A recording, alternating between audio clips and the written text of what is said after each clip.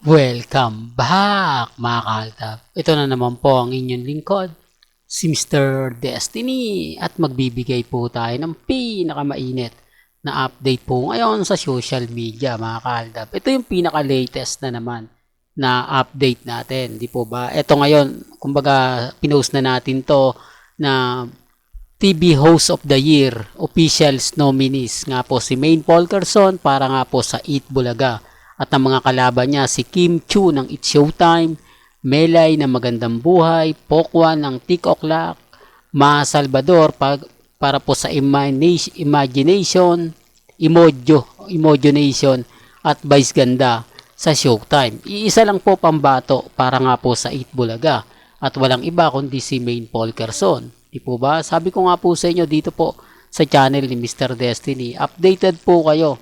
Tapos, ito naman po yung inilabas sa March 5 to April 15, 2024 bilang Movie Actor of the Year, Alden Richards sa 5 Breakups and a Romance, Kumbursia, Rewind, Here Comes the Groom, About Us, Not About Us, o at isang Malyari mga kaldab. Ito yung ebidensya at resibo na talaga naman pong napakagandang panoorin, napakagandang pakinggan. Depende na lang po ito sa mga magre-react at magko-komento. Ganyan naman po talaga si Mengay at si Alden Richards. Lagi po silang sapul na sapul. Di po ba? Sabi ko nga po sa inyo, kampante lang. Di po ba? Relax lang. May mga bagay-bagay nga po na mahirap nga po talagang ipaliwanag. Di po ba? Lalo na nga po pagdating sa social media. Ganyan naman po tayo eh. Ako, mga kaldab, pagdating po sa pagbibigay ng update, kay Mengay, kay Alden, di po ba? Lagi tayong updated. Tapos sasabihin nila, nako Mr. Destiny, hindi na naman yan latest. Kumbaga matagal na yan. Di po ba? Yun naman po yung pambabasag nila eh. Tapos ngayon, trending na naman po si Alden Richards. Doon pa lang may mali na, no? Sino nga po ba lagi yung bida pagdating sa social media? May mga bagay-bagay nga po na mahirap nga po talagang ipaliwanag. May mga bagay-bagay nga po na sinasabi ko lang po ito para lang po sa kaalaman ng lahat. Lalo na nga po pagdating sa Instagram, sa Twitter at sa Facebook. Di po ba? Kaya nga po kalmado at kampante sa mga nagsasabi na hindi ganito ganyan, etc. etc. Di po ba? Kasi kung titignan nyo mga kaaldab, si Mengay po yung tipo ng artista na talagang hindi mo mapag-iiwanan. Siya po yung tipo ng artista na talagang sapul na sapul mo't simula pa lang. Di po ba? Sabi ko nga po sa inyo, wag po kayo masyadong papaapekto sa mga sinasabi ng iba. Wag po kayo masyadong magpapaapekto sa mga pinapakalat po nila. Ako, masaya po ako, lalo na nga po na nararamdaman na po natin ang mga bagay-bagay na pumapabor na po sa Aldab Nation. Di po ba? Sinasabi ko lang po yung totoo mga kaaldab.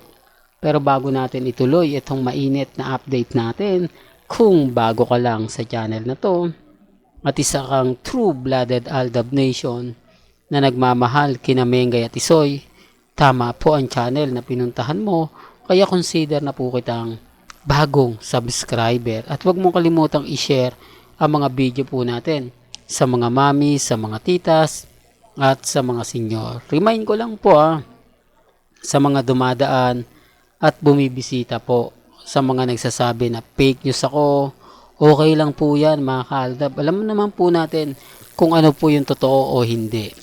Well, siguro naman po, kanina nyo pa po ito nakikita itong photos na to. Ito po ang bahay ng pamilya Polkerson. Di po ba? Ano kaya ang ginagawa ni Alden Richards sa bahay nila Maine Polkerson? Sa tingin nyo? Di po ba? Kaya nga po sabi ko sa inyo, ito yung mga panahon na kung saan nga po mapapaisip naman po kayo.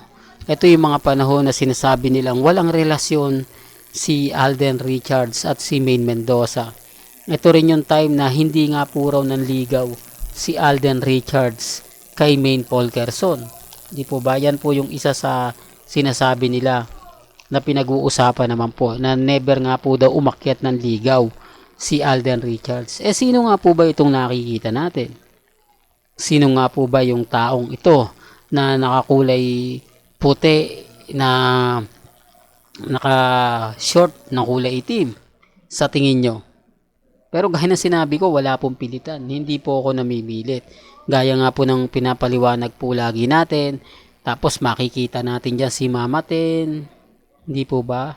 Sabi ko nga po sa inyo, respeto na lang po sa mga taong ayaw maniwala. Respeto na lang po sa mga taong kumbaga hindi po gusto yung mga sinasabi ko o hindi po gusto yung mga pinapaliwanag ko.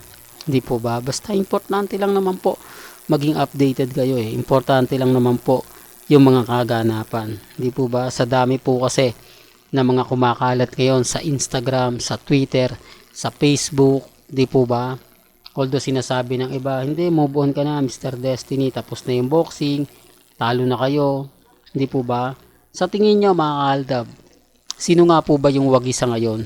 Sino nga po ba makapagsasabing namamayagpag po sila at yung Aldab ang talo? Papaano nila mapapatunayan na hindi po si Alden Richards yung naandyan?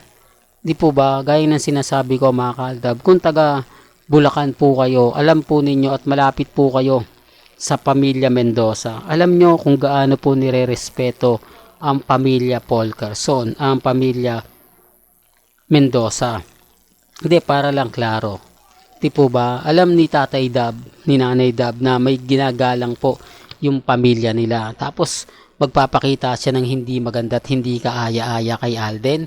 Sa tingin nyo magpapaakbay ba siya, magpapahalik pa ba po ba siya ng off-cam? Maaari sa on-cam kasi masasabi natin part yan ng teleserye, part yan ng ng artista role. Oh.